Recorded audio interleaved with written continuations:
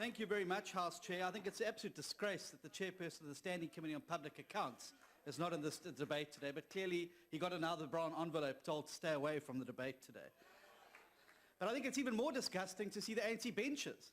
And it seems that we're going to have to start bringing more and more motions of no confidence, because that's the only way we get the ANC members of Parliament here in the benches to come and do their job. Completely empty today. The noted academic Arvind Jain, who wrote a seminal article on corruption, said this, and I quote, "Recent studies on impact of corruption indicate that its effects tend to reverberate throughout an economy rather than be confined to specific corruption-based transactions. Corruption seems to affect the level of investment, entrepreneurial incentives, and the design or implementation of rules and regulations regarding access to resources and assets within a community." Close quote. And nowhere is this more prevalent in the housing application lists around the country. We see there's no transparent waiting lists, and ANC councillors use these housing opportunities as a way to get personal power within their communities.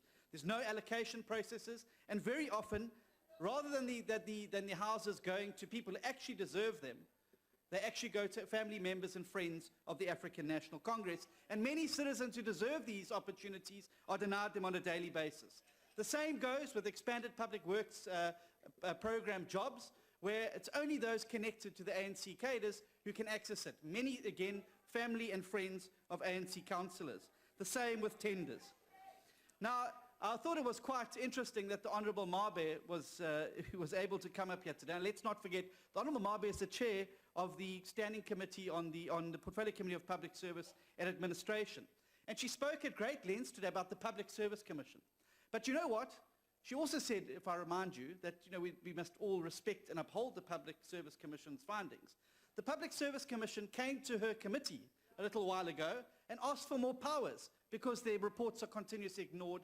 And the Honourable Mabe said, no, we're not going to give you more powers, you've got enough. She spoke about the hotline.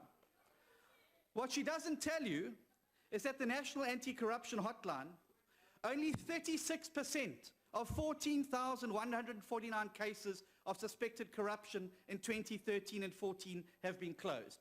Now, if you're going to come here and tell me that's an achievement, then I really despair for you. So essentially what you've done is rendered the Public Service Commission, which you laud as an achievement, as a toothless body with no enforcement powers. And this happened on your watch. Now, she also says that the ANC have always advanced the moral high ground, the highest moral standards. Clearly, and I hope the Chief Whip's paying attention, Honourable Mabe hasn't done her reading ahead of the National General Council that's coming up.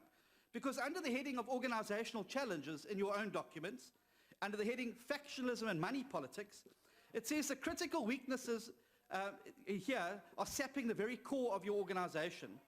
There hasn't been a systematic campaign to root this out. And here's the killer punchline. In their own document, many of the acts of corruption in government derive from party dynamics. Well, if that is an admission, I don't know. She blamed everybody else. She blamed everybody else in the country for corruption. I kept thinking, oh, Jan van Riebeck was going to come out for a last hurrah here as well, because he seems to be to blame for a lot of things in South Africa. The Honourable Tom as well, she comes up here, tries to give us an academic lecture. I thought she was in the Heritage Day debate. I didn't know she was talking about corruption, but nonetheless, made some points there. What she doesn't tell you is that she is the former MEC of Sports, Recreation, Arts and Culture in the Eastern Cape. And do yourself a favour and go and have a look at some of the Auditor General's reports of her department when she was MEC. They read like a horror story, colleagues. And yes, we are angry. We are angry because we're angry that state resources are being plundered on a daily basis. We're angry that our citizens are being robbed of opportunities and are homeless and hungry. And if that doesn't make you angry, Honourable Tom, then I don't know what should.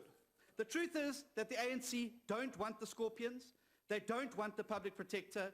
They don't want a strong Public Service Commission. They don't want a competent Police Commissioner. They don't want an independent Director of National Public Prosecutions, because they know that if we have those strong institutions and they are strengthened and given the power that they deserve, many of the comrades on this side of the House will be sitting on the wrong side of the bars.